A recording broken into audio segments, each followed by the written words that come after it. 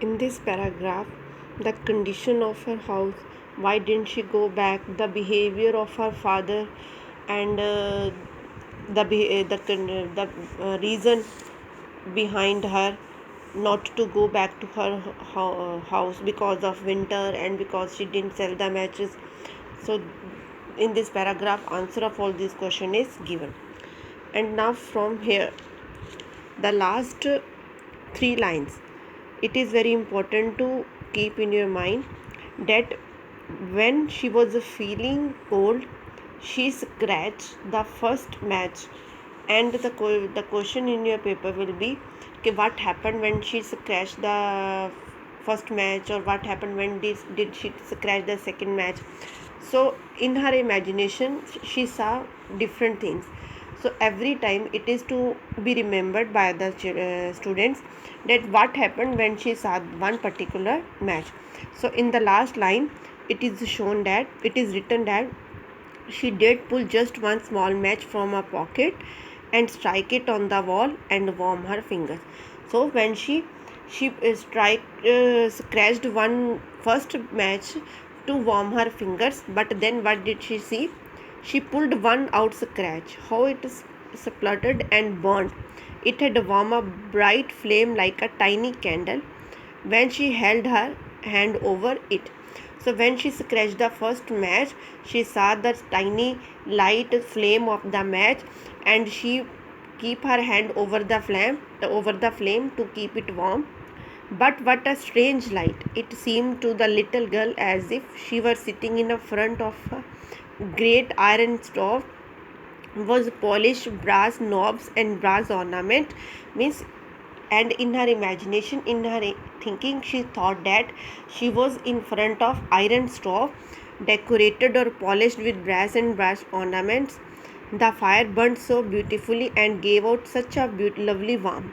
Oh, how wonderful that was! The child had already stretched her feet to warm them, to when out went the flame. The stove vanished, and there she sat with the burnt match in her hand. So when she saw, uh, she felt that she was in front of the iron stove. She stretched her feet to warm them, but suddenly, and then the flame went out and nothing was in front of her eyes. So when she scratched the first match, what did she saw? Iron stove. How does it look? Polished brass knobs, brass ornaments. And what did she do when she saw, or when she felt that she was in front of the iron stove? She stretched her feet to warm them. And what happened to the flame? It went out and stove vanished from her eyes. She struck another, that means she struck the second match. It burned clearly, and where the light fell upon the wall, the bricks became transparent. So when she struck the second match, first the wall or the bricks of the wall became transparent. Here students always commit the mistake that what happened when did she scratch the second match. They started writing from here, but no, when she scratched the second match, first the brick of the wall or the wall became transparent. She could see right into the room, and that is why, because the wall became transparent, she was able to see inside the room, where shining white cloth was spread on the table. It was covered with beautiful china crockery and was spread on that, and in the center of it stood a roast goose stuffed with prawns and apples, steaming deliciously. So when the wall became transparent, she was able to look inside the house. There was a table covered with white cloth and beautiful china crockery was there. In the center there was a roasted goose stuffed, stuffed means which was filled with prawns or apples and was seeming very delicious. And what was even more wonderful was that the goose hopped means jumped down from the dish, waddled across means started walking on the floor with carving knife and fork in its back, waddled straight up to the poor child. And that goose jumped from the table and started walking towards the child. And then out went the match, and nothing could be seen but the thick cold wall. So when crashed the second match, first the wall became transparent. She was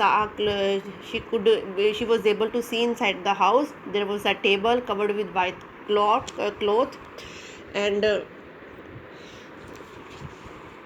china crockery was there, roasted goose, stuffed prawns. And what did the roasted goose did? She jumped on the floor and started coming towards the poor child, and then the match went out. She struck another match, and suddenly she was sitting under the most beautiful Christmas tree. It was much larger and much lovelier than the one she had seen last year through the glass door of a rich merchant house. So, when she struck the third match, she felt that she was under the Christmas tree. So, in these lines, the comparison of two Christmas trees is shown. She was feeling that she was seated under the very large Christmas tree, and where she was seated, it was larger than she had seen last year in the house of the merchant. 1,000 candles lit up the green branches, and gaily colored balls like those in the sloped windows looked down upon her. With these things, the Christmas tree was decorated, and she felt that those in the shop. She has seen similar things in the shop window. The little girl reached forward with both hands, then out went the match. She went forward to feel the balls or the decoration of the Christmas tree, but suddenly the match went out. There was no light of the match. So what happened when she lit the third match? She saw Christmas tree. There is a comparison of the Christmas tree, decoration of the Christmas tree, and when she tried to touch them, there was no light of the match.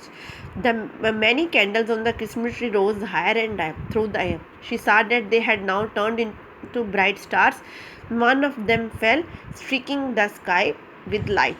So here there were the candles near the Christmas tree, but when the match went out, there was no light of the match. What did she feel? That candles were rising higher and higher in the air. They became the stars, and then one of the stars fell from the sky with the light. Now someone is dying, said the little girl.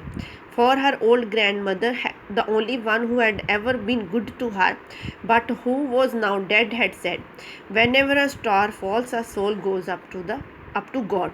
So now she says to herself that now someone is dying, because her grandmother, who only loved her very much, but now she was dead. When she was alive, she had told her that when a star falls, someone died or some soul goes to God. So that is why she said this line, now someone is